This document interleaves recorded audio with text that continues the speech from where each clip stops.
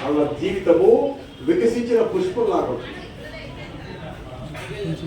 ఇలా మనకి చాలా మంది గొప్ప గొప్ప వాళ్ళు ఉన్నారు. వినోబా భావే, రామకృష్ణ పరమహంస, వివేకానందుడు. మరి అబ్రహం ఎక్కడ చదువుతున్నాడు? గొప్పవాడే కదా. మరి మన కళ్ళ ముందు చూద్దాం. ఒక ముస్లిం అయినప్పుడు కూడా మన భారతదేశ రాష్ట్రపతి అని ఎవరు? అబ్దుల్ కలాం. ఆయన జీవన విధానం గురించి ఎంతమంది తెలుసు తెలియదు నాకు, కానీ ఈజ్ ద గ్రేట్ సైంటిస్ట్. ఆయన దగ్గర ఉన్నటువంటి విలువలు ఎక్స్ట్రాడనరీ. ఇక్కడ కులం మొత్తం కాల్కాల్సింది humanity. Humanity is the reason. కులమతాలు పెట్టింది ఎవరి కోసం అంటే పొలిటీషియన్స్, మనకు కాదు. వాళ్ళ ఓటు బ్యాంక్ కోసం పొలిటీషియన్స్ పెట్టుకుంటారు, అది మనకు అవసరం లేదు. మనకు కావాల్సిన హ్యుమానిటీ. ఇక్కడ హిందూనా, ముస్లిమా, క్రిస్టియన్ అలాంటి ఇంకోట ఇది మనకు అవసరం. మన భారతీయులం,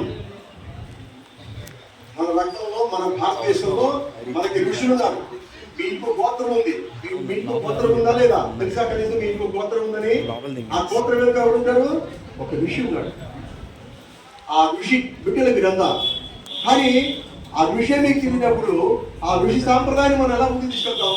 మీ తల్లిదండ్రులకే తెలియదు పాపం.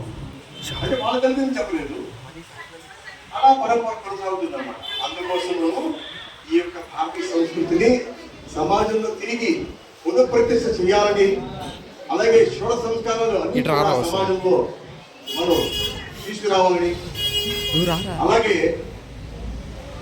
మనుషుల దైవత్వాన్ని భూమిని స్వర్గంగా మారుస్తారని సంకల్పంతో గురుదేవులు వేదమూర్తి తపోనిష్ట నవయుగ ద్రష్ట పండిత శ్రీరామ శర్మ ఆచార్య